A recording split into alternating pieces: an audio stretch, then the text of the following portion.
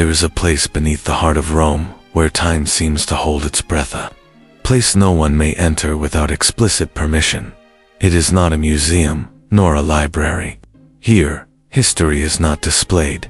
It is hidden, locked behind 3 layers of reinforced iron doors, nestled within walls so thick they carry no echo.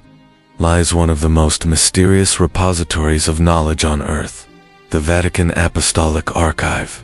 For over 1,200 years, the Church has preserved millions of documents here, not to share them, but to seal them away. Letters never sent, books once banned for shaking the foundations of doctrine, records of Marian apparitions quietly dismissed, and whispered correspondence between the Vatican and emperors, dictators, and Western intelligence operatives, all left to gather dust in silence. This is not a story of conspiracy. It is a story of memory, of the most sacred, painful, and volatile memories ever entrusted to the guardians of faith. Welcome to Secrets of the Vatican Archives, a journey not through what is known, but through what was meant to remain unknown. I was never a scholar. I held no doctorate. I wore no robes of office, nor bore the seal of any noble family. I was merely a custodian, as the Italians say. My job was simple: clean, carry, record, and deliver. Approved documents only. 2 scholars who were themselves approved. But there were nights rare and delicate when the old priest would drift asleep, and the low flame of the oil lamp in the corner would flicker without witness. And on those nights, I stepped through doors that had not opened in years. What I found beyond them changed me forever. I speak now, not for shock, nor revenge, nor vindication. I speak because time is catching up with me. My eyes dim, my hands tremble as they touch the parchment that once felt like part of me.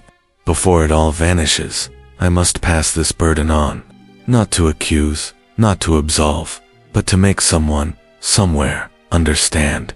Truth has never belonged entirely to the light, nor to the shadows. It lives in the space between, waiting for someone to listen. I have seen the letters Pope Pius XII never sent, resting in an unmarked drawer, their words still heavy with indecision. I have read books once declared threats to the Church, their ideas still glowing like embers centuries later. I have stood before Caravaggio paintings that will never hang in any gallery, because the eyes in them reveal a grief theology dares not face. And most of all, I have come to believe this: what is hidden is not hidden because it is false. It is hidden because it is too true, too real, too dangerous for a world built on comfortable illusions. You do not have to believe me. I offer no official stamp, no seal, no video, no proof, only words. But if you're still here, if you're still reading, then maybe, just maybe, you already feel it.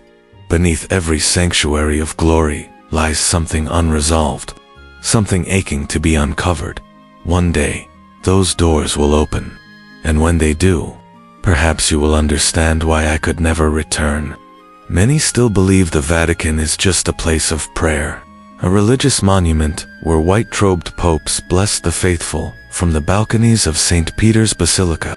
But behind those ancient stone walls, beneath the soaring domes, and beyond the layers of secured gates, lies another Vatican, one that has been quietly documenting every tremor of civilization for over a millennium. The so-called Vatican Secret Archives, more accurately, Archivum Secretum Apostolicum Vaticanimus, often misunderstood. The Latin secretum means not secret in the modern sense, but private. This is the personal archive of the Pope, not of the Church, not of the public, but of the Pontiff alone. Within this labyrinth lie over 85 kilometers of shelving, housing more than 35,000 documents stretching back to the 8th century. Only a small fraction is accessible to accredited scholars. The rest, the sensitive dossiers, the sealed records, the untold chapters of history, remain out of reach. Among these treasures is a copy of Galileo Galilei's 1613 letter to the Church. pleading that his views on heliocentrism did not contradict scripture. Yet by 1616, the Church declared his science heretical. By 1633, Galileo stood condemned by the Inquisition, whose internal proceedings remain buried in these archives. And then there is the trial of the Knights Templar. For centuries, historians believed that all records of their persecution had been destroyed. But in 2001, Italian scholar Barbara Fraile uncovered the Pergamonum Chinon, a document revealing that Pope Clement V had secretly absolved the Templars. That revelation shattered centuries of accepted history and raised a chilling question.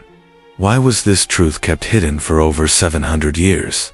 In more recent memory, the archive holds thousands of documents detailing the Vatican's interaction with 20th century regimes, especially Nazi Germany. Correspondence between the Holy See and Hitler's emissaries. Coded letters from German bishops. Reports hint that the Vatican may have known about the Holocaust far earlier than it admitted. In 2020, after decades of pressure, the Church finally opened the archives of Pope Pius XII, who led the Church during World War II. The documents painted a more complicated portrait. Pius was not silent, but discreet. He tried to act quietly, behind the scenes. To save Jewish lives, a choice still debated for its morality and impact. Yet the archive does not end at politics and dogma. Tucked among its dusty corridors are handwritten letters from Michelangelo, sketches by Bernini, a farewell note from Mary, Queen of Scots, before her execution. Even a letter from a Native American chief, dated in the 19th century, pleading with the Pope to protect his people. The Vatican archives are not simply a vault. They are a map of human history, charting everything from crusades and heresies to revolutions and revelations. But entry is tightly controlled. Fewer than 100 scholars are granted access each year. No photocopies, no photography, no material may leave. And the most delicate collections, those that could shake theology or reshape historical consensus, remain under lock and key. I do not claim to possess the ultimate truth, but when you stand before those endless shelves, when you breathe in the dust of centuries and run your hand over ink written in 10th century Latin, you begin to grasp why the Church guards this place so fiercely. Some truths are not forbidden because they are dangerous to faith. They are dangerous to power. One such truth lies within the Vatican's records of the Great Schism, the divide between Catholicism and Protestantism. Few know this. In the early days of the Reformation, secret correspondences were exchanged between Martin Luther and Vatican envoys. Hidden within these pages are signs that both sides, at first, tried to reconcile. Pride, not doctrine, may have been the final nail in the coffin. Bishop Girolamo Alejandro once proposed rare theological compromises, concessions, almost unthinkable today, in hopes of preserving unity. But when Luther's careful replies arrived, firm yet open, the Vatican turned away. The split, once avoidable, became eternal. That correspondence remains sealed in a dossier, accessible only to a handful of scholars. Another chamber holds the haunting record of the Inquisition. Thousands of trials, interrogations, executions. Among the most tragic is the case of Bruno, philosopher and visionary. Bruno dared to suggest the universe was infinite, that stars were suns, and that life might exist elsewhere. In one internal note, a cleric wrote, "If we spare him, doctrine will falter. But if we burn him, history will never forgive us." In the end, they chose fire. Bruno was executed in 1600. The archives remain silent on many such decisions. But the silence speaks. So, why keep these secrets? Perhaps because some truths, once revealed, would shake not just belief, but the scaffolding of civilization itself. And yet, the Vatican knows, time erodes all locks. One day, those doors will open, and when they do, the world will realize that greatest secrets were never hidden because they were lies. They were hidden because they were too true to bear. The silence that followed for centuries stands as one of the most haunting reflections of the eternal tension between faith and knowledge. Within the depths of the Vatican Apostolic Archive lies not just theology or liturgy, but the intricate, often conflicted dance between spiritual power and political reality. One vast section of the archive is dedicated to the Vatican's interactions with secular empires. Among the most significant, Napoleon Bonaparte. When he invaded Italy, Napoleon ordered the confiscation of the church's most valuable documents, manuscripts, letters, and maps boxed, sealed, and carted across the Alps to Paris. Many of these treasures were lost forever. Those that returned after Napoleon's defeat remained tightly controlled, shielded from public access. I once saw a note penned by Pope Pius VII, written in careful charcoal ink. His script was small, almost fragile.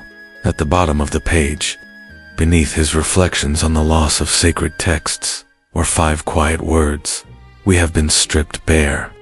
That line has never left me. The archive also preserves records of unexpected diplomacy, including secret correspondence with the Tokugawa shogunate of Japan.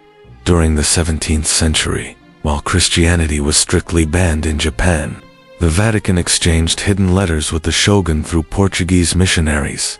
Smuggled inside hollow wooden statues, these letters navigated oceans and empires, unseen. One letter from 1611, reportedly authored by Tokugawa Ieyasu himself, declared, "We do not accept a faith that divides families, but we respect the knowledge and loyalty your missionaries bring." The Vatican never responded publicly, but preserved that letter with great care, a silent monument to a first and failed contact with a closed Asian empire. Another overlooked section of the archive contains fragile maps and architectural plans of lost monasteries, cathedrals, and forgotten dioceses. Many vanished due to war, disease, or shifting borders. One floor plan, from 1244, sketches the now destroyed Montsegur Abbey, the last stronghold of the Cathars. On that map, a narrow escape passage is marked, though no historical record confirms it was ever used. Whether legend or fact, the map remains preserved as proof, but as a question, waiting for time to answer. In the most restricted corridors of the archive, I remember a single room. Inside, hundreds of boxes, categorized by country, marked with quiet precision: France, Austria, Spain, the United States, a piece of forgotten truth, untouched by the public record. Most people know that the Vatican became an independent state in 1929 through the Lateran Treaty with Benito Mussolini, but fewer know that from 1870 to 1929, following the annexation of the Papal States by the Kingdom of Italy, the Church lived in isolation, a sovereign entity with no recognized borders, confined entirely within Rome. For nearly 60 years, the popes never left the Vatican walls. During this period, the Church cultivated a hidden network of diplomacy. Letters flowed to Paris, Madrid, Vienna, and Washington. One document from 1922 reveals that the Vatican sent a private memorandum to U.S. President Warren G. Harding, offering to act as a mediator in the fractured Catholic territories of post-WWI Europe. The Vatican, not yet a state, had no diplomatic legitimacy. Yet, the letter exists, signed and sealed. Its presence in the archive suggests an ambition far beyond religious matters. The archives from World War II are among the most chilling. Dozens of reports sent from bishops across occupied Europe describe in detail the atrocities committed against the Jewish people. A letter dated 1942 from Cardinal Adam Basipa, in Krakelator, the spiritual mentor of Pope John Paul II. This line, "If we do not speak, we will bear the guilt of complicity before God." Yet silence followed. Some historians argue the Church's silence was a strategy, a way to protect Catholics in Nazi territories. But a document I once read, handwritten by a senior member of the Papal Council, reveals another fear, that the Church risked losing control of its own flock if it became entangled in political ideologies. In other words, silence was not just self-preservation. It was an effort to preserve the Church's unity. That silence endured until the 1960s, until the Second Vatican Council. The documents from that council form one of the most detailed collections in the entire archive. Thousands of pages, bishop transcripts, draft speeches, handwritten debates. One exchange between two senior cardinals still echoes in my memory. They were arguing whether to allow Mass in local languages rather than Latin. One said, "If we abandon Latin, we abandon the symbol of eternity." The other replied, "If we don't change, we abandon the people." The council marked the first real attempt to engage the modern world. It opened dialogue with Jews, Muslims, Buddhists, and even atheists. Among the most fragile pages is a draft speech by Pope Paul VI, an unspoken apology for the Vatican's silence during the Holocaust. That speech was replaced at the last moment. In the margin, the Pope had written in Latin, "Tempus non dum, est. The time has not yet come." As I turned through these pages, I did not find the grand conspiracies that thrill popular fiction. I found something more human and far more tragic. A centuries-long struggle between faith and politics, between the desire to protect and the need to speak, between survival and moral courage. The Vatican archives do not lie. They wait. They test the patience and conscience of those who seek their truth. And among the most difficult sections I ever encountered were those concerning colonialism. Stored in faded boxes, the documents carry no direct endorsements of war or conquest. Yet within the silence between the ornate salutations and formal blessings, one can trace the quiet complicity of faith entangled with empire. In 1493, just 1 year after Columbus set foot in the New World, Pope Alexander VI issued the papal bull Intercede Terra, dividing the non-Christian world into two zones, one for Spain, the other for Portugal, as if the Church held divine authority to assign continents. That decree still rests within the archive. Heavy parchment, crimson seal, written in High Latin. Holding it, I felt a weight deeper than paper, a moment when faith was politicized to its most extreme degree. Attached are letters exchanged with the monarchs of Spain, Portugal, France, and Belgium. In these, the Pope requests guarantees, protection for missionaries, and the spread of the gospel. But beneath the promises, the reality was different: conquest, slavery, and cultural erasure. In a handful of preserved pages, there are voices of dissent, missionaries who begged the Vatican to intervene, who reported atrocities. Their warnings were often quiet, buried, or ignored, but they remain like sparks in a dark sea. And that, perhaps, is the truest essence of the archive.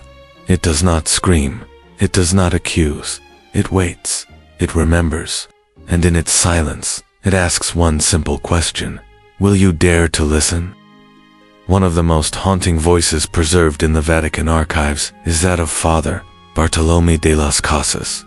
In 1537, he wrote a letter to Pope Paul III, describing mass executions of indigenous peoples in the Caribbean.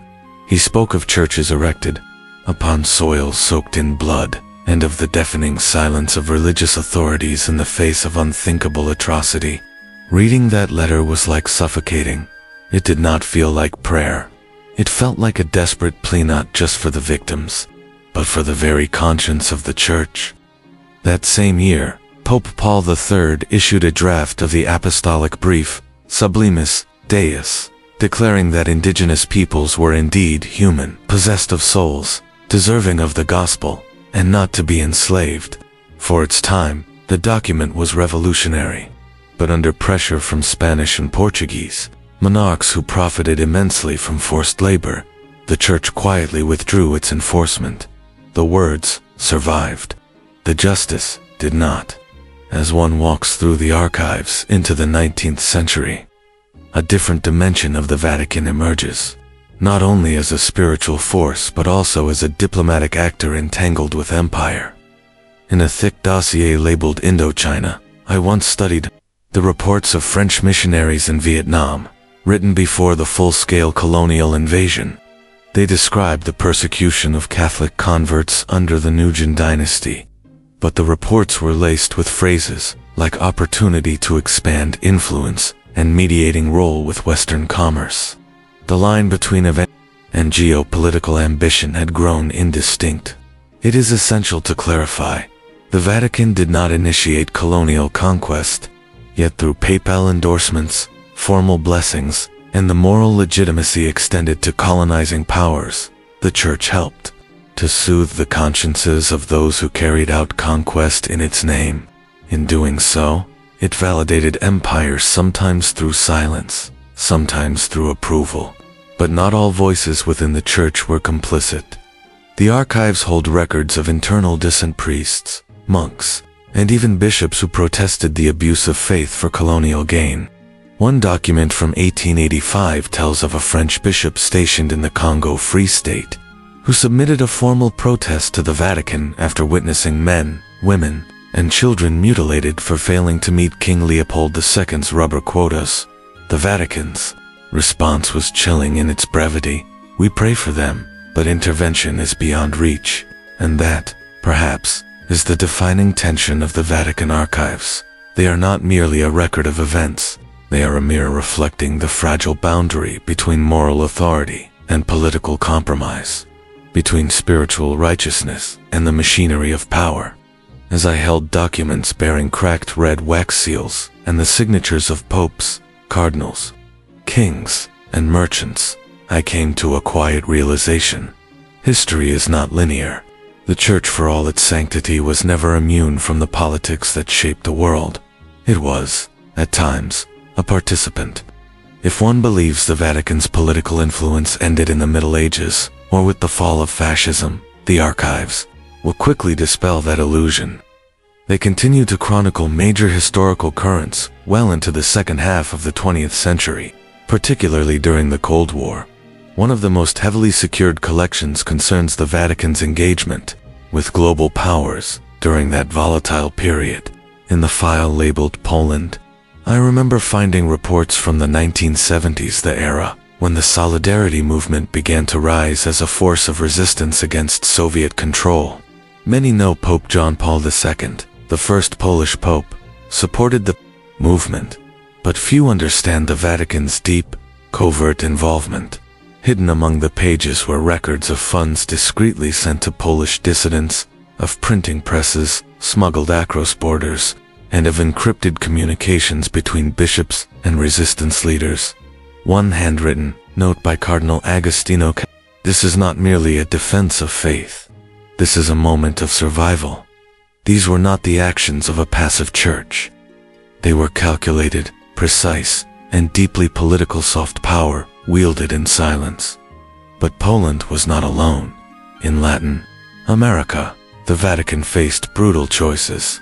One confidential file from Argentina during the Dirty War, 1976 to 1983, contained telegrams from local bishops pleading for help, listing the names of kidnapped and murdered priests. In a 1977 telegram from Buenos Aires, the death of Father Carlos, Mexica priest who stood with the poor, was relayed in stark terms. The Vatican's response: "We cannot publicly take sides in an internal conflict." That sentence lingered with me, not because it was entirely wrong, but because it encapsulated a guiding principle of Vatican diplomacy: remain outwardly neutral, but act quietly where possible. In Chile, under General Augusto Pinochet, the archives show a dual narrative. On one hand, internal Vatican memos expressed concern that the Church was becoming a haven for enemies of the regime. On the other, those same documents contained secret requests to reinstate bishops dismissed for harboring feudits, a subtle way of shielding the innocent without directly confronting the dictatorship. Even in Soviet territories where Catholicism was persecuted, the Vatican maintained fragile back channels. A typed report dated March 12, 1962, details a clandestine meeting in Vienna between an unofficial Vatican envoy and a representative of Khrushchev's government. The conversation was diplomatic, even restrained, discussing religious tolerance and clerical protection. but the fact that it happened at all was extraordinary. It sent a message. The Vatican would engage, if doing so meant preserving faith and saving lives. Yet the Church did not always side with justice, at least not in the way the modern world defines it. During the reign of Francisco Franco in Spain, the Vatican maintained strong diplomatic ties with the dictatorship. Some historians view this as a moral compromise or way to protect the Spanish faithful in exchange for political silence. The archive contains letters from bishops who disagreed with this alignment, but ultimately, they obeyed orders from above. When I first began this journey, I thought the Vatican archives would be filled with mystical secrets, forbidden gospels, hidden relics, lost prophecies. But after years immersed in its depths, I came to a different conclusion. The most shocking discoveries are not the things that lie beyond history. They are the truths hiding within it, written by human hands, sealed with sacred intention, and preserved not to deceive the world, but to reveal, quietly, what power cannot always admit aloud, that faith, like history, is never simple, and righteousness is never guaranteed by silence. There are truths hidden, not in shadows, but in plain sight, too real, too political, too uncomfortably close to the world we still inhabit. Truths that many would rather not confront. The Vatican is not a mystical force beyond time. It is a deeply human institution, political, strategic, and deliberate. And its secret archive, more than its stained glass, or its marble saints, is the place where that reality is laid bare, stripped of ceremony, stripped of myth. Of all the chambers I have ever entered, in those vast underground halls, none silenced me like the one marked simply P12 Pensiero Pest. It referred to Pius XII, the Pope, who reigned from 1939 to 1958, a period almost perfectly aligned with the Second World War. His papacy stands at the heart of one of the most painful debates in modern history. Did the Vatican do enough? Say enough? Or did it remain silent too long in the face of the most monstrous genocide the world had ever known? For decades, those answers remained sealed. Historians were divided. Some labeled him the Pope of Silence. Others defended him as a quiet diplomat, believing words would do more harm than good. But then, in 2020, the Vatican released a portion of those once forbidden records. I was there, among the few present, on the day the first boxes were unsealed. I still remember the first folder I opened. It was labeled simply, Sant'Uffizio, Atta Vita del Santo, Padre Durante, Il Conflitto. Inside, letters, telegrams, and pleas from bishops in Germany, Poland, and Hungary sent between 1941 and 1944. One, from the Archbishop of Lviv, dated March 16, 1942, described over 1,000 Jewish residents being expelled without trial, without sentence. At the bottom, he begged the Vatican to intervene or at least to speak. The Vatican's reply, attached just after, was chilling in its restraint. We share in your sorrow, but prayer is the most powerful weapon we possess at this moment. It was not a refusal to act, but neither was it action, and it certainly was not enough to stop what was already accelerating into catastrophe. Another thick folder bore the title Riches Deuto allo Spirito Santo, requests for help to the Holy See, hundreds of personal appeals, from Jews, priests, professors, and even artists. Some were aided hidden in convents, protected by brave nuns, or given false identities. But many received no response. One document froze me in place, a handwritten list of 44 names. Alongside each were their addresses, religious affiliations, ages, and a note, sheltered at Santa Brigida Convent. The list was dated October 10, 1943, just 3 days after German forces began their roundup of Jews in Rome. Of those 44 people, cross-referenced records confirmed that only 12 survived. And then came a detail that has rarely reached public light, something visible only to those who've turned the fragile pages themselves. Between 1942 In 1944, the Vatican sent several private communications to the German embassy in Rome. They requested a reduction in persecution only in areas where Catholic Jews resided. The letters were carefully worded, no mention of genocide, no use of the word crime, only references to social cohesion and the sanctity of human life. Maybe that was the only language diplomacy allowed, but for future generations, that caution has echoed as a deep moral question. Was silence a strategy or a failure? One chapter in the archive documents the post-war appeals. In 1945, a delegation representing surviving European Jewish communities wrote to the Holy See. They asked for the return of Jewish children who had been hidden in Catholic institutions.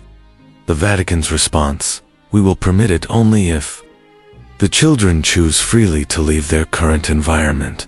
But many of those children were barely 5 or 6 years old. They remembered nothing beyond the convent walls, nor the faith they had been baptized into in secrecy. That wound and unresolved remains open to this day. Among the thousands of pages, I found a draft of a speech, never delivered, prepared for Easter. 1943.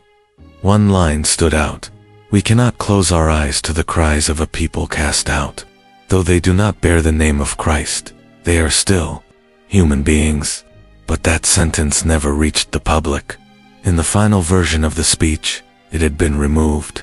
No reason given. Only a red stamp marked it: "Riservato, non dare, reserved. Do not publish.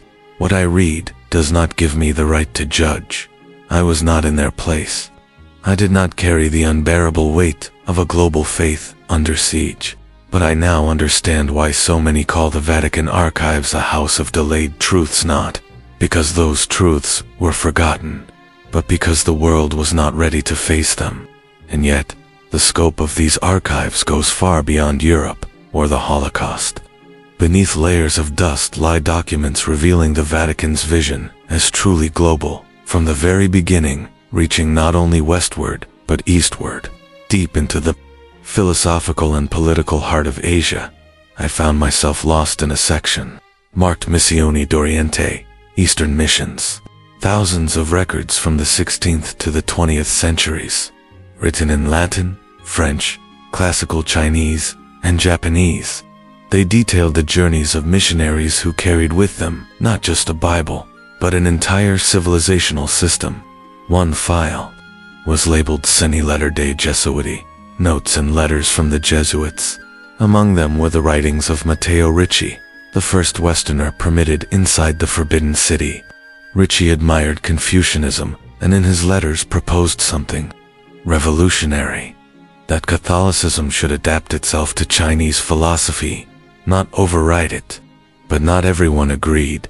The archives record a bitter theological dispute: should converts be allowed to continue ancestral rites? After decades of debate, Pope Clement XI banned the practice entirely. The result: a rupture. The Qing dynasty severed all ties.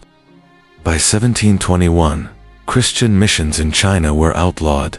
Elsewhere, I found documents marked Confidenziale Rapporti con il Giappone. One letter, dated 1610, written in Chinese characters by Tokugawa Ieyasu: "Your religion disrupts the order. It divides fathers and sons, masters and servants. I do not allow it." What followed was brutal. Mass executions in Nagasaki. Priests were burned alive. Churches dismantled. Yet among these horrors were fragile, defiant voices, letters written by imprisoned Japanese Catholics, smuggled through Portuguese merchants, written in blood on cloth scraps. No mysticism, no illusions. Only the raw courage of people who believed in something greater than fear and paid for it. Then came the Vietnam section, in like any other. It bore the scars of a nation caught between two worlds, East and West, sovereignty and faith, colonialism and resistance. A letter from 1790, preserved with fading ink, was written by Bishop Bignot de Béhaine to the Holy See. He described his support for a young prince, Nguyen An, who would later become Emperor Jialong, hoping that a Christian alliance would secure his throne and bring spiritual reform. But even that hope was entangled in politics, ambition, and the shifting tides of empire. These are not tales from another world. These are not myths. These are real voices, preserved in real ink, from a past that still trembles beneath the surface of our present.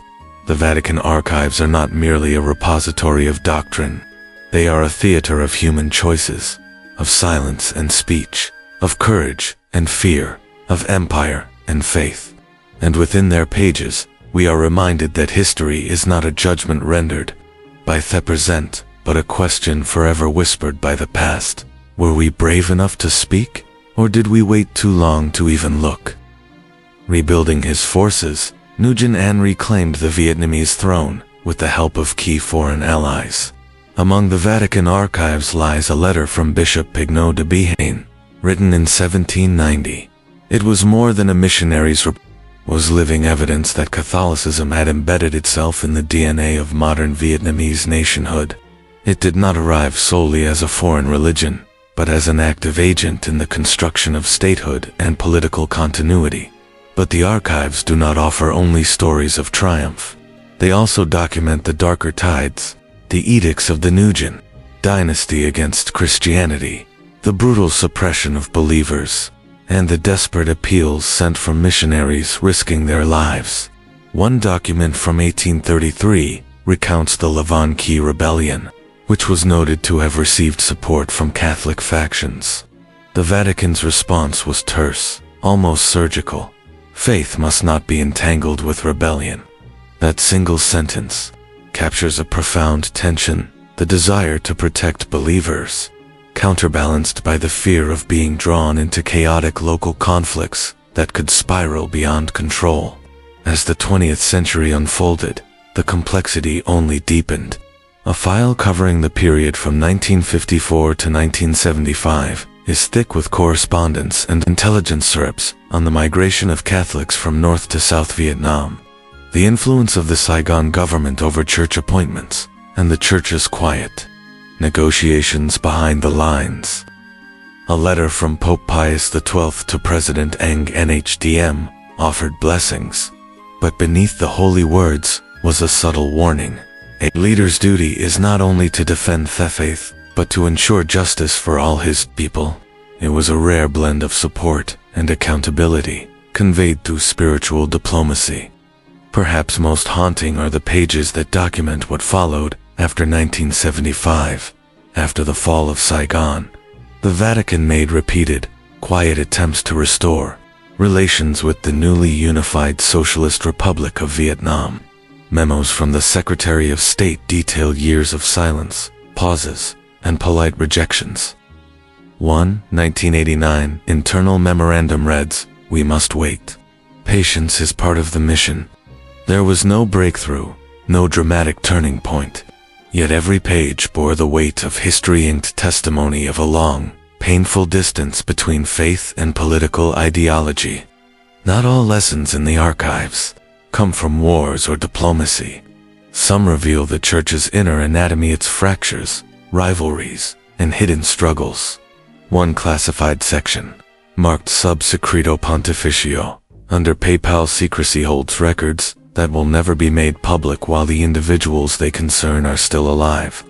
These are documents of quiet confrontations between popes or between a pope and his eventual successor.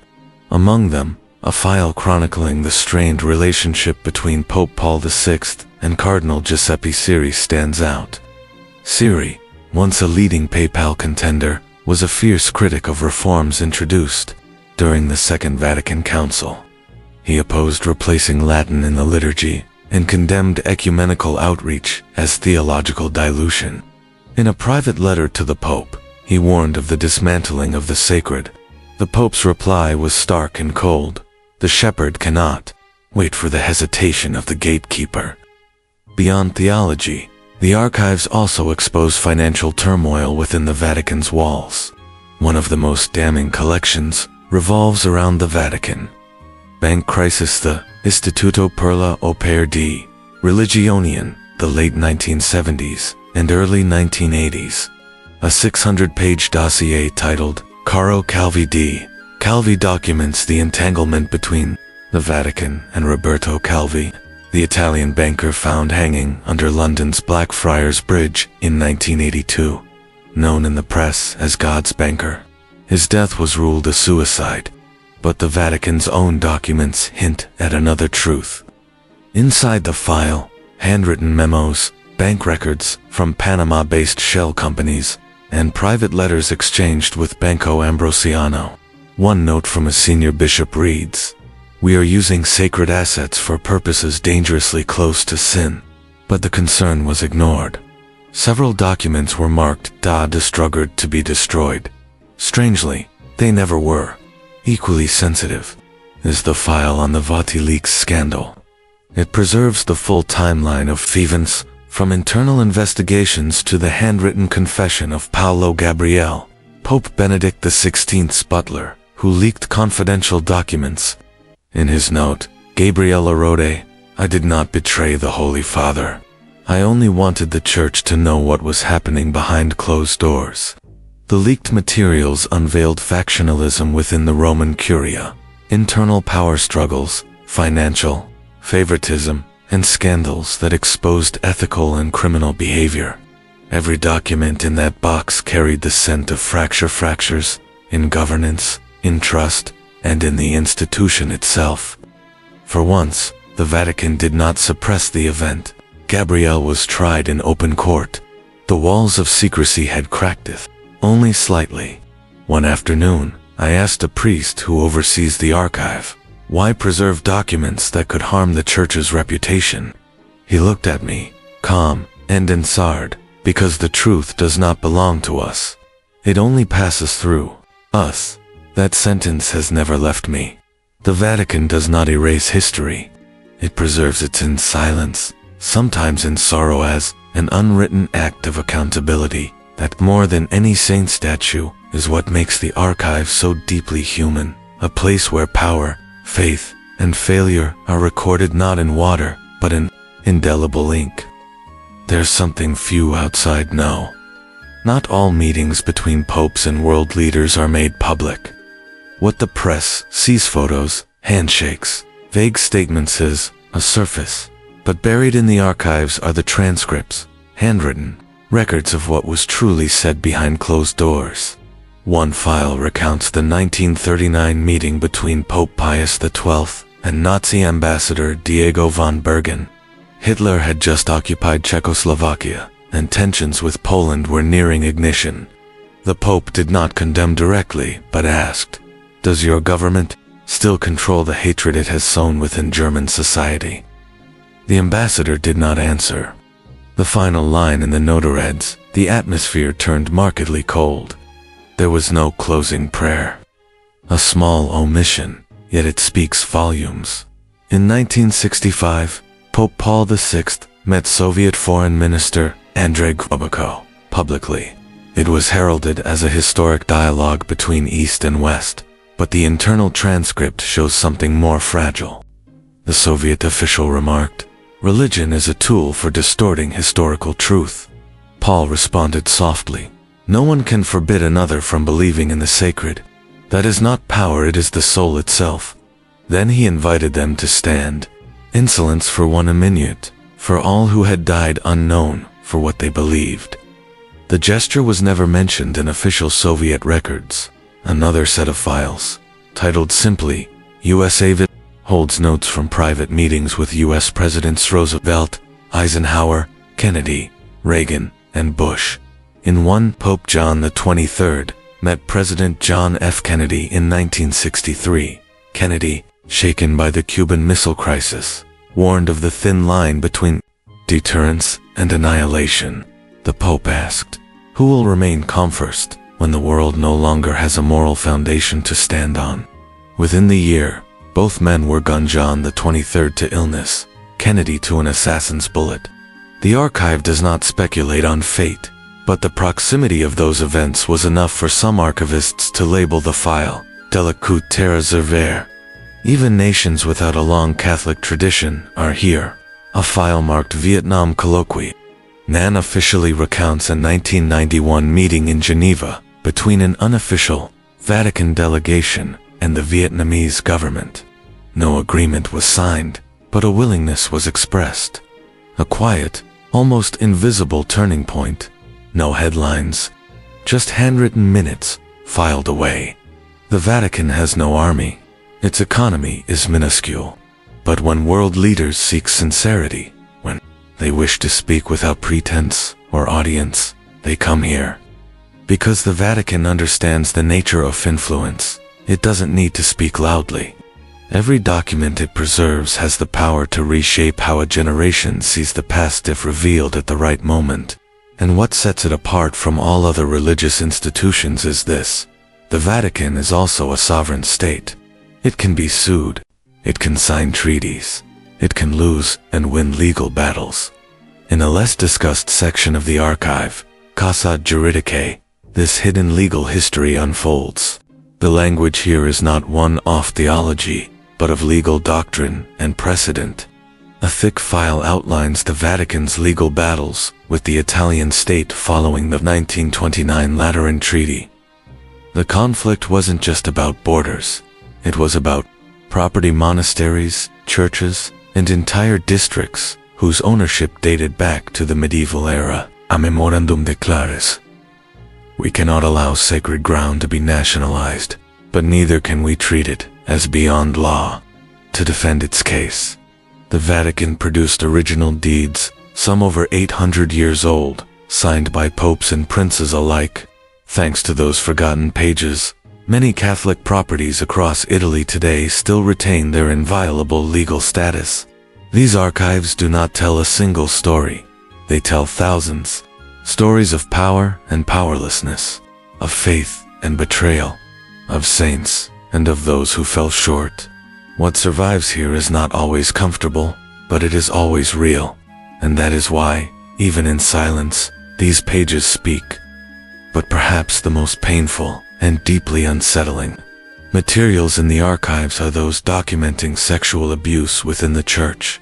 Cases that erupted into global view in the early 2000s, but whose roots stretch back decades, even centuries. Filed under a sensitive category labeled CASI, Disciplinary Revata Confidential, Disciplinary Cases. I encountered files no seminary had ever prepared me to read. One particularly chilling document detailed an internal investigation from 1962 in a North American diocese. The victim was a minor. The accused, a priest already reported multiple times. Yet the directive from above was devastatingly clear. Transfer the individual to another parish. Do not inform the public. Avoid scandal at all costs. No warning was issued to the new congregation. Predictably, the abuse occurred again, this time in silence, deeper than before. And this was not an isolated case.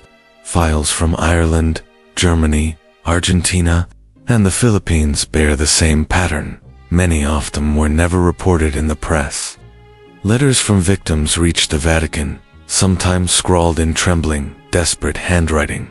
I don't know. Who else will listen? Please don't pretend nothing happened. Some letters received no reply. Others were quietly marked for internal review. To its credit, the Vatican has never denied that abuse occurred. But for decades it treated the issue not as a moral catastrophe, but as an institutional threat.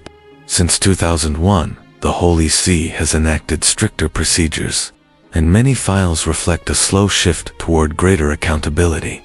Yet what stunned me most was the agonizing pace of change. In a 2010 report, one bishop admitted, "We were so afraid of scandal, we forgot who we were supposed to protect." The failures were not only moral. The archives also house files on international lawsuits over disputed assets, many emerging in the wake of World War II. One 1997 case, brought by descendants of Jewish families, alleged that the church knowingly held gold and valuables looted by the Nazis. The Vatican denied responsibility, yet the file remains archived under unresolved claims. Another controversial file concerns the Vatican museums. which house tens of thousands of cultural artifacts from around the world. Many come from regions formerly under colonial rule. One petition from Peru requested the return of a ceremonial Incan mask. The Vatican's official response: "This artifact is a record of history. It belongs not to a nation, but to the memory of humankind." The matter was closed, but not resolved. Like so much else behind those guarded walls, the archives do not offer conclusions. They do not render judgment. They preserve evidence. And as you read through page after page of legal briefs, quiet pleas, and carefully measured responses, you come to realize the Vatican is not separate from the world. It is deeply entangled in it, layered with all the contradictions and fragilities of human nature. Even men in white robes, and when they do, the paper trail remains silent, emotionless, but impossible to deny. There is a room inside the archives that few Catholic scholars have ever entered, not because it is most heavily guarded, but because it requires something rare: fluency in Koine, Greek, ancient Hebrew, and the early Latin of the Church. This chamber is informally known as the first manuscripts room, a vault of the oldest surviving Christian texts, early Bibles, primitive translations, and writings that were excluded when the canon of Scripture was formed. The first time I entered, I hardly dared to breathe, not out of fear, but reverence.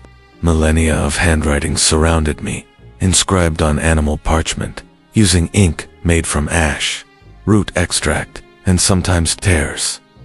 Inside a worn wooden drawer, I found a preserved copy of the Codex Vaticanus, one of the oldest Greek Bibles, dating back to the 4th century. Its text differs from modern Bibles. Some passages are missing, others are worded differently, and in some cases, entire sections do not appear in the canon we now consider sacred. A striking example: the ending of the Gospel of Mark. While modern versions conclude with Christ's resurrection and post-appearance, the Codex Vaticanus ends abruptly with the words, "And they were afraid."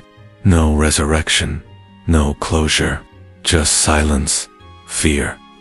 This has sparked scholarly debate for generations. Was the familiar ending a later addition? If so, what does that say about the formation of what we now call truth? The Codex is not alone. In a locked metal cabinet, I once saw a folder labeled Evangelia, apocryphal Gospels. Among them are the Gospels of Thomas, Mary Magdalene, and Philip. Though rediscovered in Nagamati, Egypt, in 1945, the Vatican had copies long before that. The Gospel of Thomas, for instance, consists of 114 sayings attributed to Jesus, but with no narrative arc. One saying reads, "The kingdom of God is within you and all around you." If those words are authentic, they pose a theological challenge. What, then, is the role of the Church as mediator? Perhaps that is why such texts were never canonized. Even more controversial is the Acts of Pilate, a document in which the Roman governor attempts to explain the execution of Jesus. He describes Christ as a man whose eyes shone like fire and whose words flowed like living water. Mythical in tone, yes, but its presence in the archives shows that even Roman officials sought to understand the crucifixion in their own terms. Beyond these texts lie letters, hundreds, between medieval popes and theologians, debating whether books like the Revelation of Enoch, the Book of Wisdom, or the Maccabees should be included in the Bible. One letter, from Pope Damasus II, declared, "We do not reject them for falsehood, but because the hearts of men are not yet ready." That sentence still haunts me. How much of Scripture is divine and how much was filtered through history, fear, or politics? A faded document from the Council of Nicaea, 325 AD, contains minutes from the first great assembly of Christian bishops. It lists dozens of texts discussed, many now lost. In the margin, a Greek scribe wrote, "Certain writings are to be retained for deeper study, not public reading." They weren't destroyed, merely hidden. They may still rest in locked drawers, like the ones before me. The archive doesn't declare what is right or wrong. It simply preserves. It holds every fracture, every revision, every moment of doubt of a faith that survived not because of uniformity, but because of its resilience. To the outside world, the Pope is the rock, the successor of Peter, the symbol of stability and unwavering faith. But within the Vatican archives, a far more human truth emerges. Here, behind classified files and private correspondence, we see men in white robes who doubted, who wept, who collapsed under the weight of history. I still remember the folder labeled Letter non inviat, letters never sent. These were handwritten drafts by various popes, neither published nor answered. They read not as proclamations, but as confessions. One, written by Pope Benedict XV in 1917. During the carnage of the First World War, was addressed to the rulers of Europe. It was a plea for a ceasefire, so that humanity might not lose its soul entirely to the thunder of artillery, he wrote.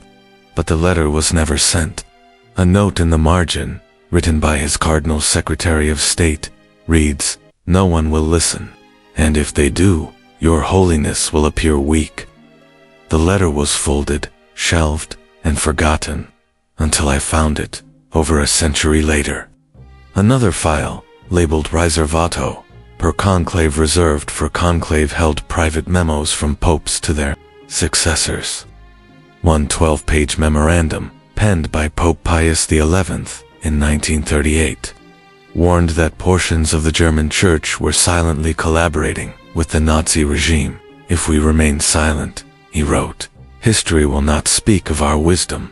It will speak of our complicity." He died before he could issue a public condemnation of anti-Semitism. The document remained sealed. One folder left me frozen in place.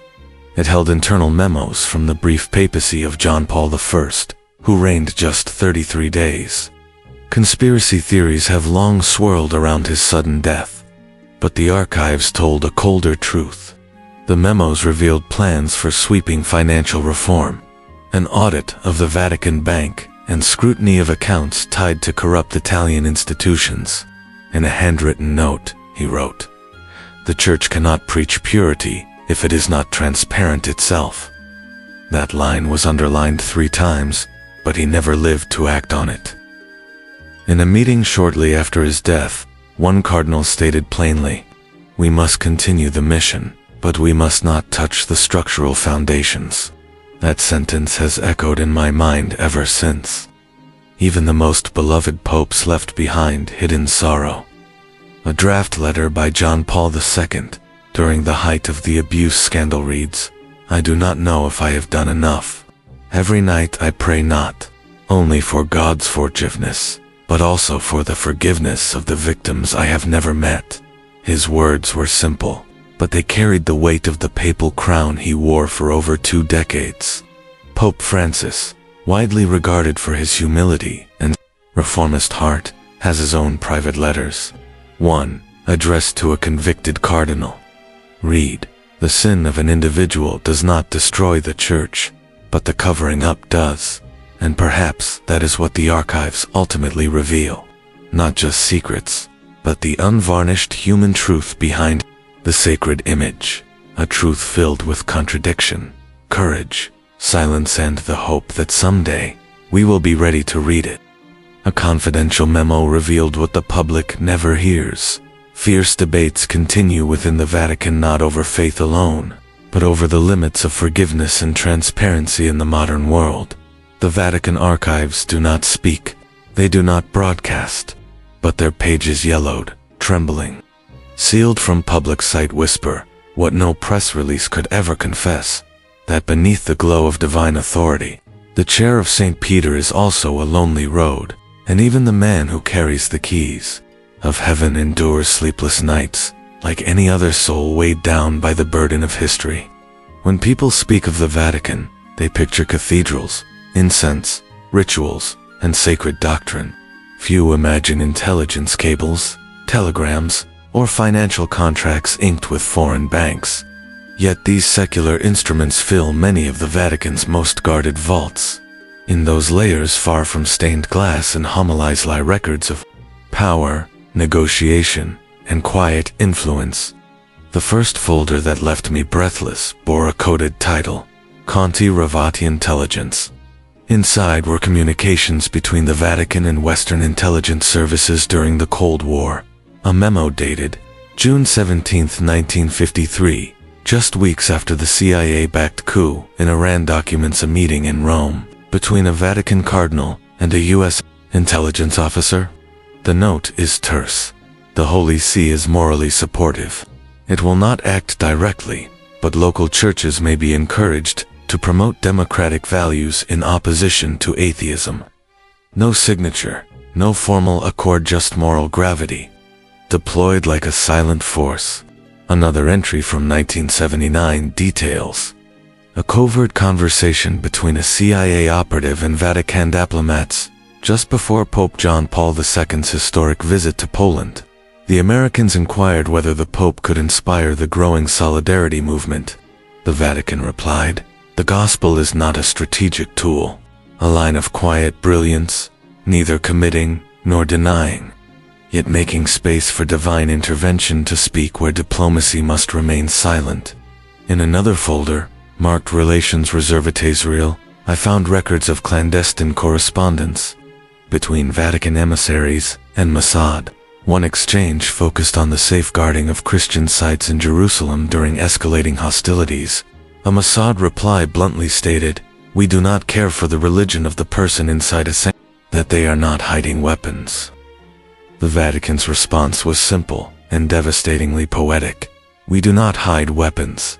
We preserve memory." Then the archives shifted tone from espionage to economics. A section labeled Banchier e Patir, Bankers and Power, chronicled the Vatican's complex entanglements with global financial institutions, Banco Ambrosiano, UBS of Switzerland, and entities in Panama. Inside were wire transfers, real estate investments from London to Buenos Aires, and a note from 1985 Thatred. A portion of returns will be redirected to Holy See charitable funds. No public disclosure required. The concern wasn't investment. It was opacity. Shell companies obscured ownership. Some were disguised as pastoral foundations, yet operated by directors of private banks. There was no evidence of criminality, but the web was so dense, so deliberate, that transparency seemed almost antithetical to design. Most astonishing was a thin, unnumbered folder, handwritten in Latin, Rapporti non, officially, Fraternita Riservated. It contained records of discreet meetings between high-ranking Vatican officials and representatives of secret societies, including the Freemasons long condemned by church doctrine.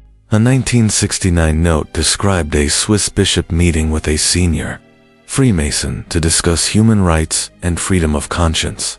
No agreement was signed.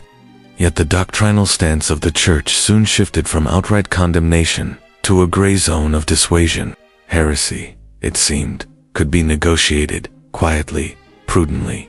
I found no grand conspiracy, no proof of Vatican orchestration over world events. But what emerged was something far more revealing.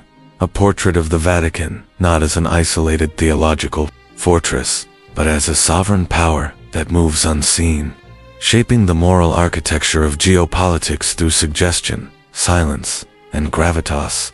Yet beyond the politics and economics, what disturbed me most were the rituals, esoteric, solemn, and concealed. One document, handwritten and never published, was titled Ordo Rituum Conclavium, the ritual order of the conclave. Over 80 pages of precise instructions. How the papal election must proceed, who may speak when the doors must close, and which Latin phrases may be spoken only once. At its heart was the oath of the ceremoniarius secretist, the secret master of ceremonies. Only the opening line was written in full. "I swear before God and the shadow of St. Peter." The rest was encoded in abbreviated Latin, unintelligible to all but the inner sanctum. A marginal note warned, should the oath be broken, every prayer within the sanctuary shall lose its virtue. Whether symbolic or literal, its weight was chilling. Another file, used only upon the death of a pope, was titled Ordo Exequiarum Pontificis Maximi. It outlines the ritual from the moment the Holy Father dies to the formal announcement of his passing. One line sent shivers through me. Before the world may be told, the Camerlengo shall call the Pope's name 3 times through the closed door. If there is no reply, he shall declare, the Holy Father is dead. Authority and mortality distilled into one final silence. I also found a slim guide labeled Canonization Extraordinaria for extraordinary sainthood outside the usual process. Only 8 pages, yet filled with strict, strange requirements. The relic must be non-decomposable. The ceremony must last exactly 3 hours, and the one proclaiming the saint must be linked by blood or spiritual lineage to the saint's community. Whether this process is still practiced is unclear, but the manual remains undeterring. One of the rarest discoveries was a volume titled Symbolica Non Publica Catalogue of Hidden Vatican Symbols and Their Meanings. A red cord tied diagonally across a door signals that theological deliberation is in progress, meaning a crisis of doctrine. A deep brown ink, known as ink of silence, is used only to write texts never intended for publication. Each object, each color, each signal, its meaning preserved in archaic Latin, understood only by the highest echelons of the Church. But what haunted me most was a black leather-bound book, unmarked except for a single date. April 3, 1945. Inside, a ritual, never performed, written in anticipation of Rome falling to either the Nazis or the Red Army. The rite was called Benedictio Ultimo, the final blessing. It outlined how to seal relics, burn documents, and anoint the sanctuary if the Vatican's sovereignty were irreparably lost. No one has read that blessing aloud, but it waits in the dark. The Vatican is a nation, but it is also a ceremony. Its archives are not simply historical, they are living testaments to memory. Every oath, every seal, every phrase, whispered once and never again, they are preserved, not for superstition, but for continuity. In a world of chaos, the Vatican's rituals are not just habits, they are acts of defiance against forgetting. In the northern basement of the archive, behind a quiet corridor, I came across a wooden box etched with a single Latin word, index. Inside were not relics, but records centuries of censorship and intellectual control. The Index Librorum Prohibitorum, the list of prohibited books, was formally created in 1559 by Pope Paul IV during the Counter-Reformation. But what is preserved here is not only a listed, is the struggle behind it. I held a typewritten record from 1907. The minutes of a fiery debate inside the Congregation for the Doctrine of the Faith. Members argued whether Ernest Renan's Fide Jesus, a Life of Jesus, seen through a historical, non-divine lens, should be banned. Some accused the book of blasphemy. One bishop dissented, saying, "If we forbid him, we admit his influence." The book was ultimately banned, but the argument remains a window into how suppression was never unanimous. Censorship itself was contested. Another file, nearly 300 pages, bore a single name, Galileo Galilei. Not just his verdict, but every letter pleas from bishops, notes from dissenting theologians, and even handwritten statements from Pope John Paul II's 1992 acknowledgement of the Church's error. 1:1633 record reads, "We do not condemn science. We condemn the arrogance that dares to rise above revelation. That, perhaps, is the heart of the archives. Not hidden conspiracies or secret wars, but a chronicle of tension between power and conscience, between secrecy and truth, and between fear and eternity." The Vatican keeps these records not just to remember, but to ensure the world does not forget that even the sacred walks beside the shadowed. A confidential memo revealed what the public never hears. Fierce debates continue within the Vatican, not over faith alone, but over the limits of forgiveness and transparency in the modern world. The Vatican archives do not speak, they do not broadcast, but their pages yellowed, trembling, sealed from public sight, whisper, what no press release could ever confess, that beneath the glow of divine authority, the chair of St. Peter is also a lonely road, and even the man who carries the keys of heaven endures sleepless nights, like any other soul weighed down by the burden of history. When people speak of the Vatican, they picture cathedrals, incense, rituals, and sacred doctrine. Few imagine intelligence cables, telegrams, or financial contracts inked with foreign banks. Yet these secular instruments fill many of the Vatican's most guarded vaults. In those layers far from stained glass and homilies lie records of power, negotiation, and quiet influence. The first folder that left me breathless bore a coded title, Conti-Ravati Intelligence. Inside were communications between the Vatican and Western intelligence services during the Cold War. A memo dated June 17, 1953, just weeks after the CIA-backed coup in Iran documents a meeting in Rome between a Vatican cardinal and a U.S. intelligence officer. The note is terse. The Holy See is morally supportive. It will not act directly, but local churches may be encouraged to promote democratic values in opposition to atheism. No signature, no formal accord, just moral gravity, deployed like a silent force.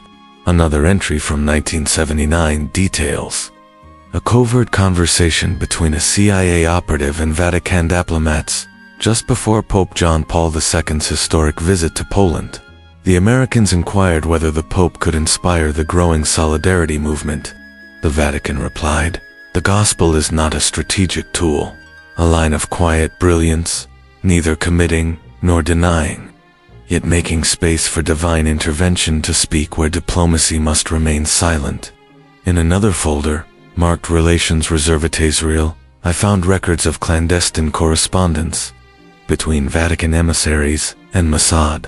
One exchange focused on the safeguarding of Christian sites in Jerusalem during escalating hostilities. A Mossad reply bluntly stated, "We do not care for the religion of the person inside a sanctuary," that they are not hiding weapons. The Vatican's response was simple and devastatingly poetic. "We do not hide weapons. We preserve memory." Then the archives shifted tone from espionage to economics. A section labeled Banchier e Potere, Bankers and Power, chronicled the Vatican's complex entanglements with global financial institutions, Banco Ambrosiano, UBS of Switzerland, and entities in Panama. Inside were wire transfers, real estate investments from London to Buenos Aires, and a note from 1985 that read, "A portion of returns will be redirected to Holy See charitable funds. No public disclosure required." The concern wasn't investment. It was opacity. Shell companies obscured ownership. Some were disguised as pastoral foundations, yet operated by directors of private banks. There was no evidence of criminality, but the web was so dense, so deliberate, that transparency seemed almost antithetical to design. Most astonishing was a thin, unnumbered folder, handwritten in Latin, Rapporti non, officially, Fraternita Riservated. It contained records of discreet meetings between high-ranking Vatican officials and representatives of secret societies, including the Freemasons long condemned by church doctrine. A 1969 note described a Swiss bishop meeting with a senior Freemason to discuss human rights and freedom of conscience. No agreement was signed. Yet the doctrinal stance of the church soon shifted from outright condemnation to a gray zone of dissuasion. Heresy, it seemed, could be negotiated quietly, prudently. I found no grand conspiracy, no proof of Vatican orchestration over world events. But what emerged was something far more revealing.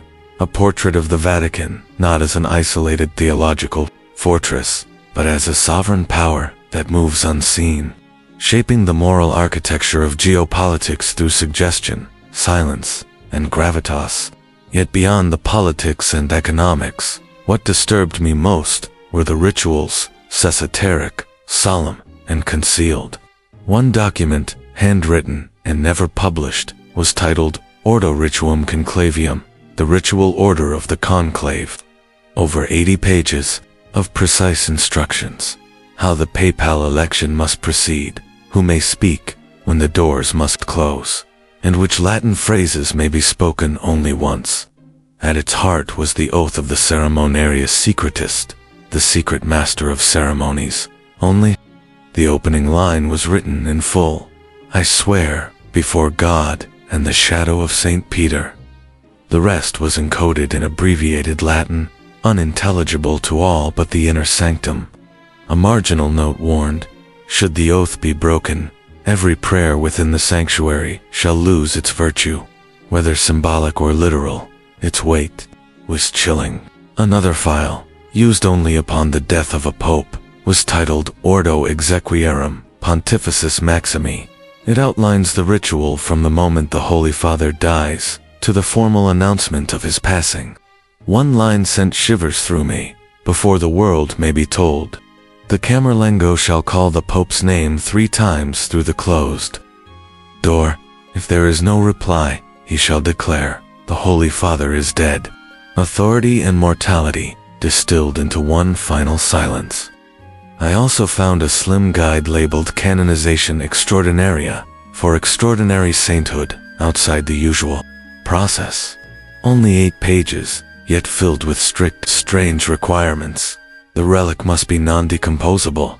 The ceremony must last exactly 3 hours, and the one proclaiming the saint must be linked by blood or spiritual lineage to the saint's community. Whether this process is still practiced is unclear, but the manual remains untitrating. One of the rarest discoveries was a volume titled Symbolica Non Publica Catalogue of Hidden Vatican Symbols and Their Meanings. A red cord tied diagonally across a door signals that theological deliberation is in progress, meaning a crisis of doctrine. A deep brown ink, known as ink of silence, is used only to write texts never intended for publication. Each object, each color, each signal, its meaning preserved in archaic Latin, understood only by the highest echelons of the Church. But what haunted me most was a black leather-bound book, unmarked except for a single date.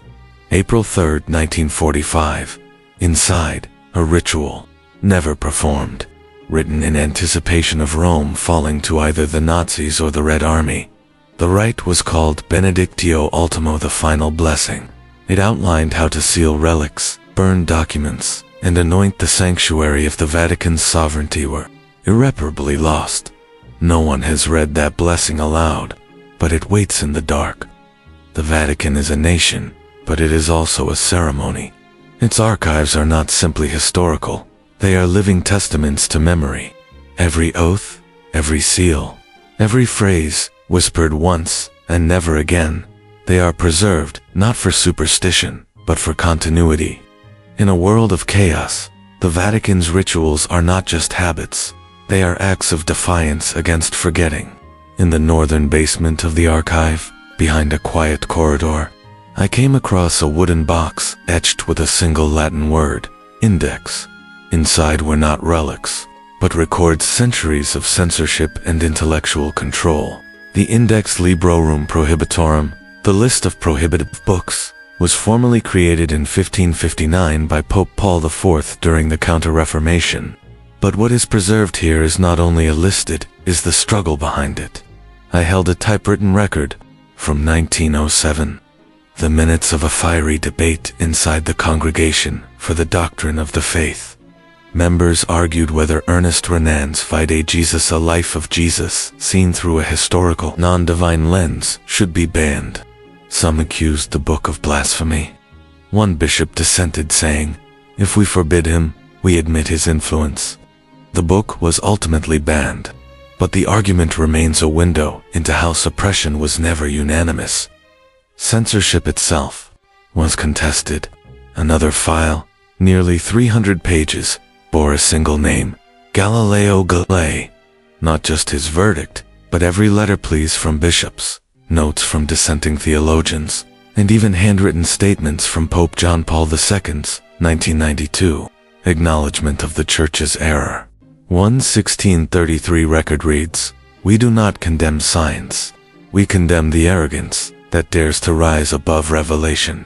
That, perhaps, is the heart of the archives, not hidden conspiracies or secret wars, but a chronicle of tension between power and conscience, between secrecy and truth, and between fear and eternity. The Vatican keeps these records not just to remember, but to ensure the world does not forget that even the sacred walks beside the shadowed. The woman known as Clara once declared before the Inquisition, if God chose a virgin to bear him, why would he not choose her tongue to proclaim him? The record ends with a chilling finality. She was burned at the stake, yet not all voices were silenced. Among the Vatican II archives, I found internal letters and handwritten minutes that revealed something astonishing. High-ranking discussions about expanding the role of women within the modern church. One note, scribbled by Cardinal Swinnon, struck me deeply. It is not enough to bring more women into the church, we must admit they have always been here. From 1965 onward, women were slowly integrated as theological advisors to Vatican commissions. But one line repeated throughout the documents underscored their limitation. Consultano non decider. They may advise, but they do not decide. In a 2016 meeting, female theologians presented historical evidence showing that deaconesses had once existed, mentioned in early Greek Christian texts from the 1st to 3rd centuries. One cardinal dismissed the comparison. That was not the same as ordination today.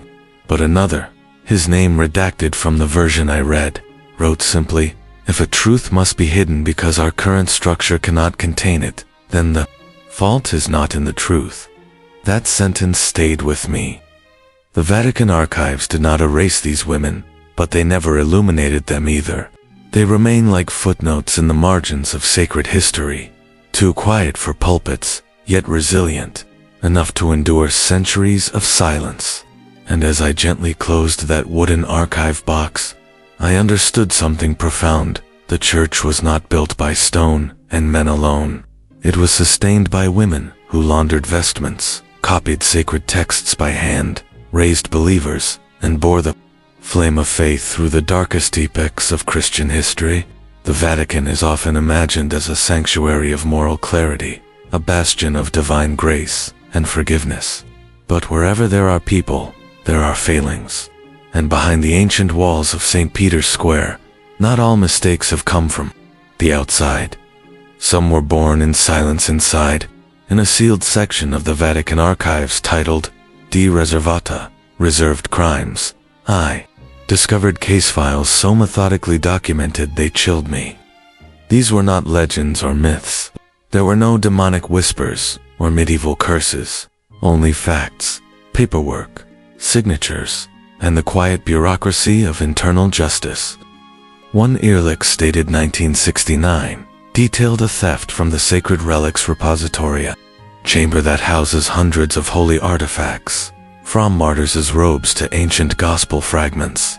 A young monk, tasked with cleaning the vault, secretly took a box believed to contain relics of St. Lawrence. He didn't sell it. He claimed he could hear the saint's voice in dreams. A closed Vatican trial followed. No press, no external review. He was laicized, stripped of clerical duties, and permanently expelled from Vatican territory. A handwritten note attached to the verdict read, "This action stemmed from misdirected faith, not greed." Perhaps that is why mercy prevailed.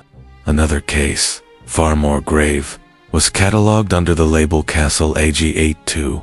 It detailed the 1982 murder of a teenage boy, a Vatican citizen, found in the Vatican gardens just meters from the Pope's office. The victim was the son of a treasury official. The investigation ran over 400 pages. The suspect, a gatekeeper with a history of psychological distress, had allegedly suffered a breakdown fueled by religious delusions and isolation. He was never handed over to Italian law enforcement. Instead, he was quietly confined to a remote monastic facility, forever cut off from the world. The last line of the report read, "The peace of the faithful must be preserved more than the curiosity of the crowd." Since the 1929 Lateran Treaty, the Vatican has functioned as a sovereign state with its own judiciary, governed by Codex Iuris Canonici, or canon law. Though Italian law is adopted selectively in major cases, Jurisdiction remains with Vatican judges, most of them high-ranking clergy. In the archives, I found a confidential list of these judges from 1929 to the present. Their names appear nowhere publicly, but their authority touches the Church's most buried truths. One such truth involved the Vatican Bank. Between 2009 and 2011, internal documents revealed suspicious transfers, particularly from an account tied to Opus Dei into a Liechtenstein bank. A 2010 report plainly stated there was negligence in monitoring financial movement. No charges were filed. The bank's director resigned. The official minutes noted, "We choose to carry the wound rather than expose it to public carving."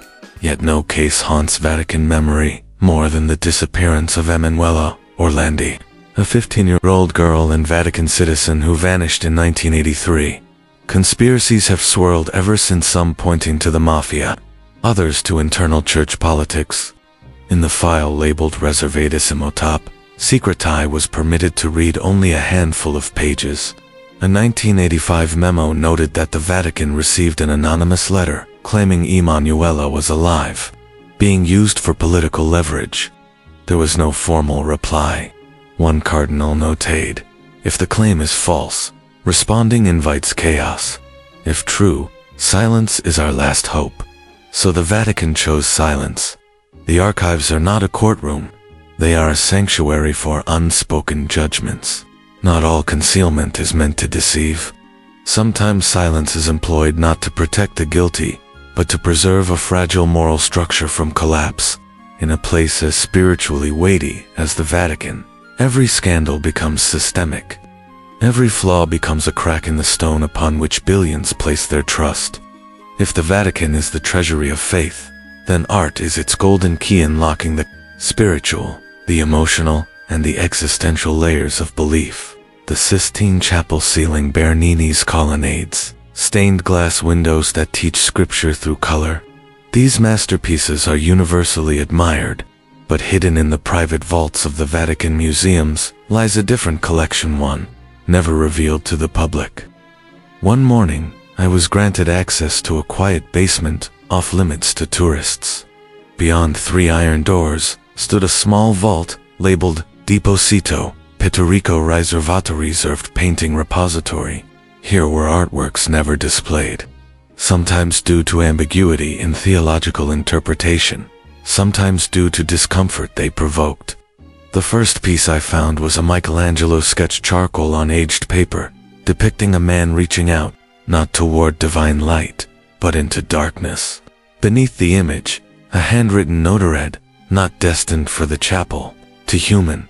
Was it rejected because it lacked the triumph of redemption, or because it captured the agony of abandonment?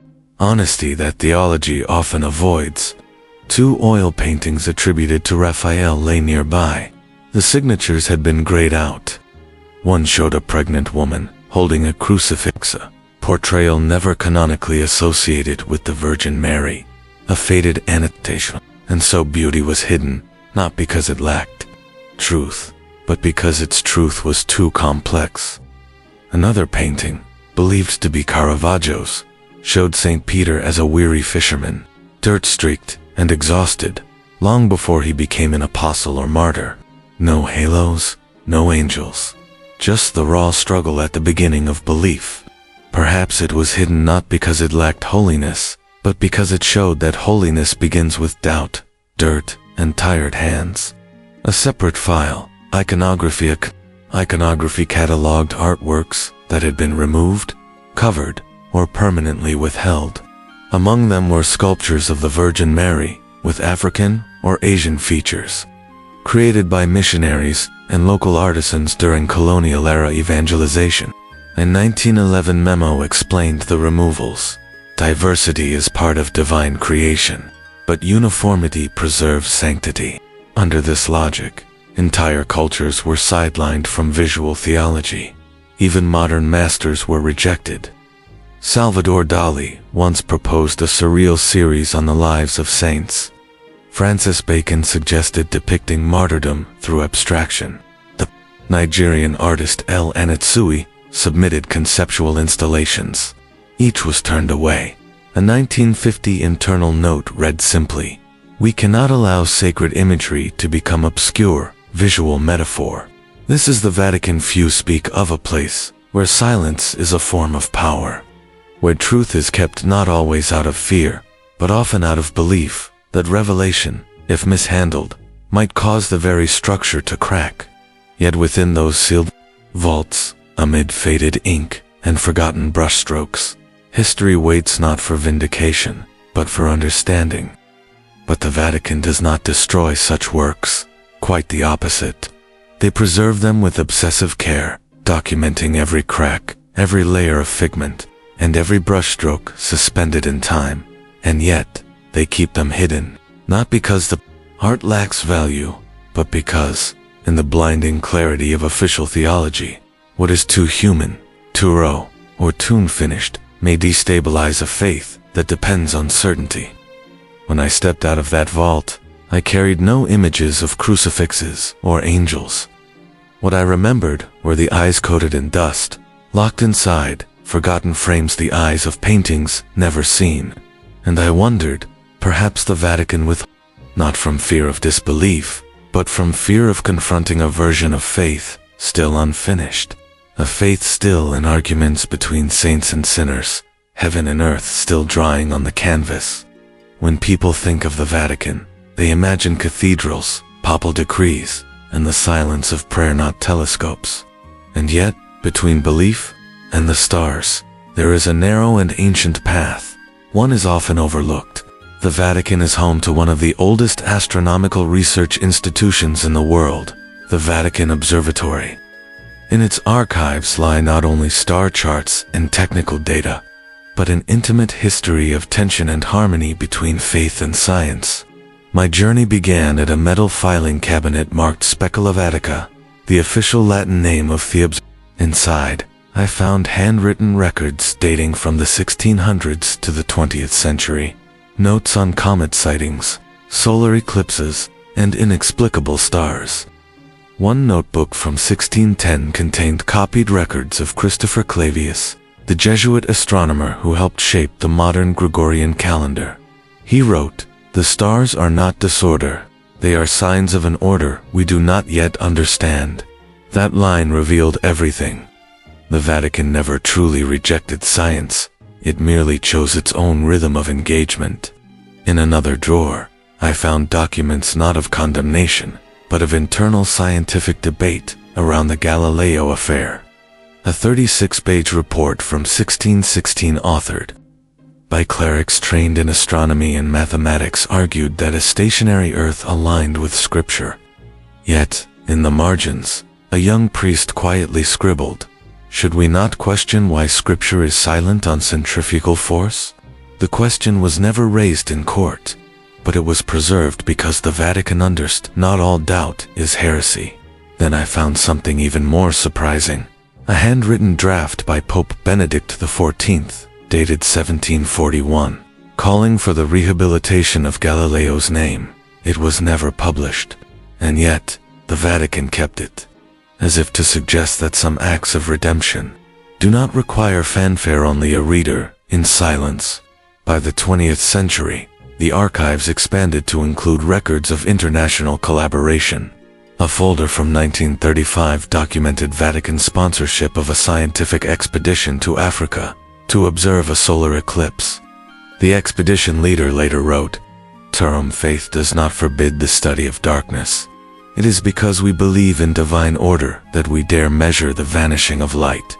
One document from 1981 described a private symposium inside the Vatican between theologians and quantum physicists. A Swiss professor presented the multiverse hypothesis. Rather than reject it, the official minutes recorded, "If God is infinite, the universe need not be singular." A simple sentence, but a seismic shift. The Vatican was no longer a guardian of absolute truths, but a house willing to question and to engage. I even found letters exchanged with NASA. One was from the Holy See to President Kennedy, dated 1962. "We pray for those who dare leave Adam's sky to witness the Creator's work from without."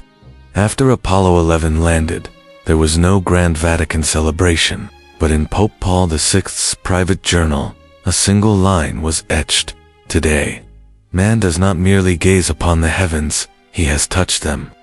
Another file held a 1990 letter from Stephen Hawking, addressed to the Pontifical Academy of Sciences.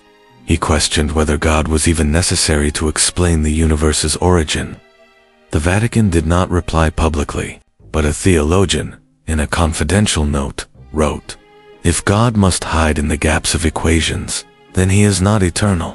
That sentence said more than 1,000 sermons. Faith, when genuine, does not fear inquiry. It invites it. Today, the Vatican Observatory continues its work quietly from Castel Gandolfo. They do not argue with modern science. They do not declare theological war. But within their archives, I glimpsed something profound, a faith that does not suppress reason, but dares it to travel to the furthest boundaries so that, when the last star fades, something immeasurable may still remain. One late afternoon, as light from the dome of St. Peter's Basilica filtered into the lowest level of the archives, I opened a drawer marked Res Diplomatica, Ex Orient et Borea, diplomatic records from the East and North. What I found was not treaties between Catholic kingdoms, but letters, transcripts, and dialogues with empires that did not share the Christian faith, places where belief diverged. But power still required conversation. A 1584 letter from Sultan Murad III to Pope Gregory XIII was written in Ottoman Turkish, alongside a Latin translation. The Sultan addressed the Pope as leader of the believers in the triune God, proposing a commercial pact and mutual respect for sacred territories. The Vatican responded not with rejection, but with a line both cautious and courageous. When peace opens the path to prayer, there is no need for the sword of faith. In a 1713 folder, I found records of a secret meeting between a Vatican envoy and Qing dynasty representatives in Macau. They discussed the imperial ban on Christianity following the rights controversy. The Vatican's internal note read, "The court does not reject faith, but the denial of Chinese rights. The decree may be withdrawn if it does not harm sacred doctrine." No deal was struck, but the dialogue revealed something deeper: humility, a growing understanding that bringing faith into another culture required listening, not imposition. A file titled Negotiatio cum Moscovia contained records of efforts to establish ties with the Russian Tsars. One memo from 1860 warned that the Orthodox Church had become an extension of the state, and reconciliation without dialogue would remain impossible. A private letter from Pope Pius IX to Tsar Alexander II read, "When the throne seeks eternity, it must listen to the voice of the eternal throne." There was no reply, but the Vatican kept writing. In a 1902 document, I found contact with a Japanese scholar from the Meiji court. The transcript described a theological exchange on coexistence between Christian charity and the honor of Shinto. One line stood out: "The East does not reject faith. It rejects imposition." It read like a reminder not to others, but to the Church itself. In 1954, after the First Indochina War, the Vatican proposed sending a secret envoy to observe Catholics in North Vietnam. The report was never made public, but the envoy's handwritten note read, "I saw priests celebrating Mass in silence, vestments hidden under civilian clothes. Faith here makes no noise, but it has never died." One of the most moving files I uncovered was titled Via Pacis, the Path of Peace. It documented decades of Vatican correspondence with the United Nations. In 1965, when the Vatican became a permanent observer, a cardinal wrote, "The Church has no army, no vote, but it may still whisper into the conscience of the world. That whisper may be harder to hear today, but it has never stopped." Contrary to myth, these records do not boast influence. On the contrary, they reveal a Vatican often in the weaker position, initiating dialogue, seeking understanding. In the shadows of empires and revolutions, the Holy See was never a superpower, but it held something else: time. It knew how to wait. And when it waited long enough, dynasties collapsed. Revolutions passed, and still, the Vatican wrote letters, preserving even the replies that never came. When most people hear the word miracle, they imagine radiant light, sacred music, or weeping statues. But when I entered the section marked Supernaturalist Recensio Review of Supernatural Phenomena, I saw no glow, heard no choir.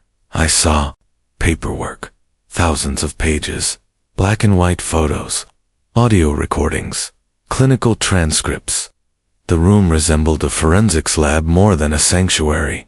The first file I opened covered the famous apparitions at Fatima, Portugal, in 1917, while the world still calls it a miracle. What the Vatican preserved most carefully was not the visions, but the verification. A 1930 memo from the Archbishop of Laria to the Holy Cyril. We interviewed over 60 witnesses, photographed the sun.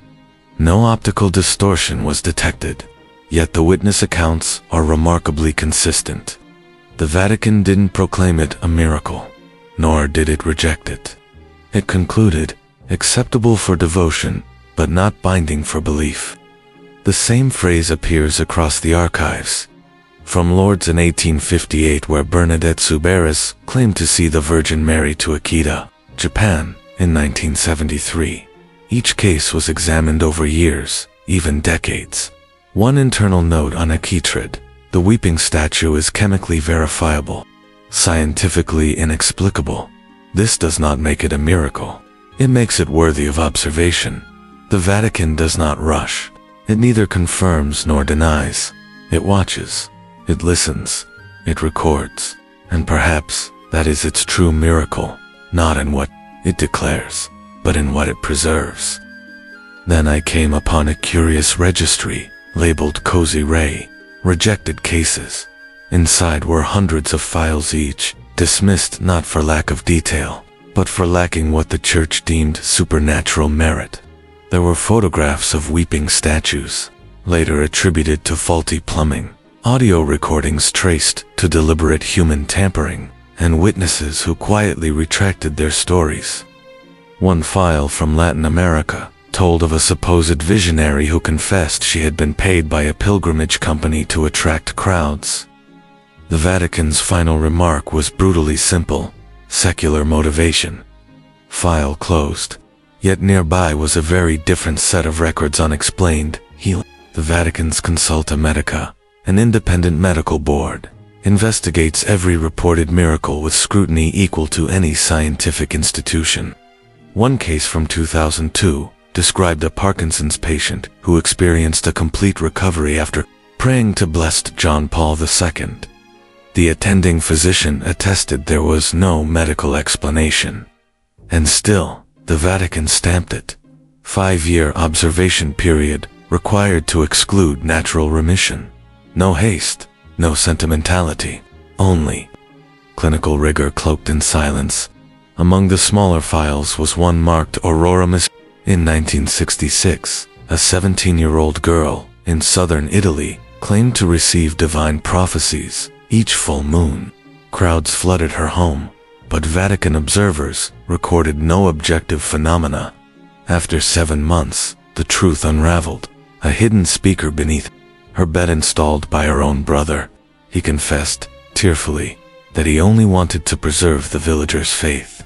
The case was sealed with a red stamp: deception motivated by piety. But then there was a file that refused categorization, untitled, undated. At the top, scribbled in faint ink, Lux inter Kikos, light among the blind. It was the testimony of an elderly priest from a secluded Swiss monastery. He claimed to have seen a glowing child standing in the snow one winter night. When he approached, it vanished. He asked for no recognition, only that the Holy See record his experience for the sake of any future witness who might see the same. The Vatican issued no verdict, but one line from the investigator's note remains engraved in my mind: silence is the only way to preserve the sacred. The Vatican does not chase wonders. It observes, it doubts, it waits. Every tear on a statue, every whisper in Theofield, and every shaft of unexplained light is met not with fervor, but with discipline. Not to display, but to remind the Church, if the divine ever does descend, it will not arrive with trumpet blasts or headlines, but in a moment quiet enough for only the patient to perceive. As it has always waited, so it waits still. I never intended to seek the prophecy of Saint Malachi. Within the Vatican, his name stirs unease, not reverence. And yet, during a routine study of documents from the early 17th century councils, I came upon a slender, out-of-place file. It was tucked inside a folio on unrelated matters. Its cover reads simply, G. Prophetia Malachiae. Unpublished version. Inside was a handwritten manuscript dated 1595. The same year the prophecy was first printed by Father Arnold Wyon in Lignum Vitae.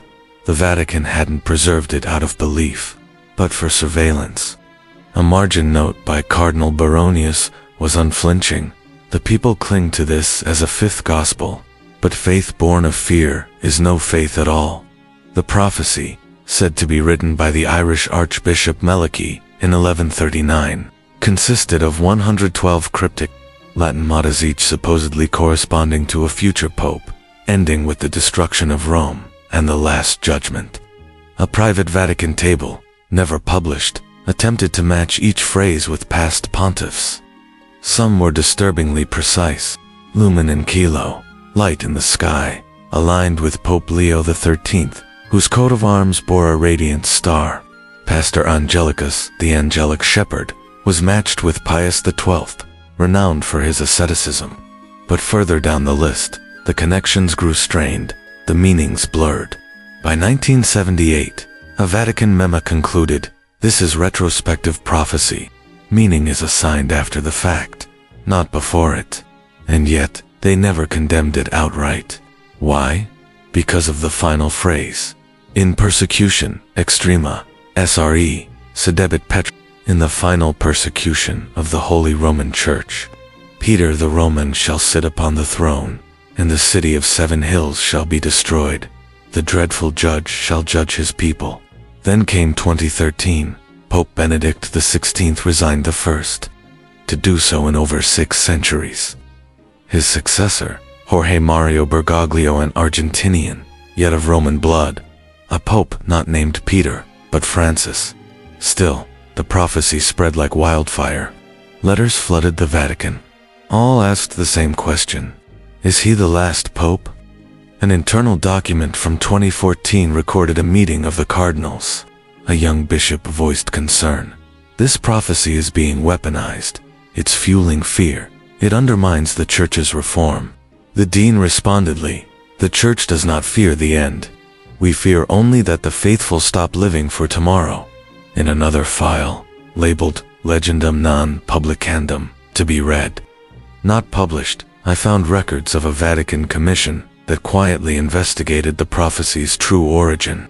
Most scholars argued it was entirely a 16th century forgery designed to influence a papal conclave. One historian wrote bluntly, "If Malachi truly authored this in 1139, why does no one mention it for 4 centuries? Still, the Vatican drew no conclusion. The final line in that file read, "We do not publish what may confuse, even if our purpose is to refute."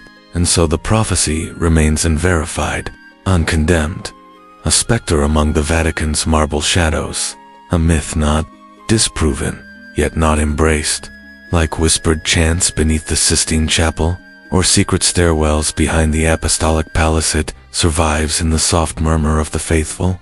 Is it real? Does it matter? Perhaps not.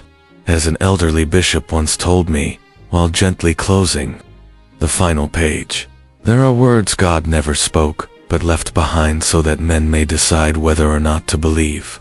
Then came the file marked Archivio Poi, and a de jure sealed for over 70 years. Only in 2020 were portions of it declassified, but even these felt like the surface of a vast, frozen sea. When I stepped inside the room, the air changed. The vibrant halls of the Vatican gave way to something heavier, like stepping into a vault of sorrow. No fire had burned, yet every page carried death. I opened a folder titled Letter, Nan Response 1942, Unanswered Letters. Inside were dozens of desperate appeals from Jewish communities during the darkest years of the Holocaust. One letter, dated August 1942, came from a rabbi in Slovakia. Each read, "We do not ask for public intervention, only that you affirm, God is not silent." There was no reply in the file, just a pencil mark in the margin, forwarded to Secretariat of State. Response pending. Another folder held records of Vatican communication with Nazi envoys. In a 1939 memo, Germany's ambassador promised religious liberty if the Holy See would remain neutral. Cardinal Maglione, then Secretary of State, responded, "We do not involve ourselves in politics, but we will speak if innocent life is threatened." And that's the unbearable tension that lives in these archives. Silence can protect, or it can condemn. It can preserve the sacred or erase the pleading cry of a dying world. The Vatican has always believed that truth does not require haste. But what of the cries that cannot wait? This archive is not a tomb of secrets, it is a mirror, and those who dared to look inside must ask not only what the Church believed, but also what it chose to doubt, deny, or delay, not to tarnish its legacy, but to remember. Faith is not forged only in miracles, but in the courage to answer when the world asks, "Is God still listening?"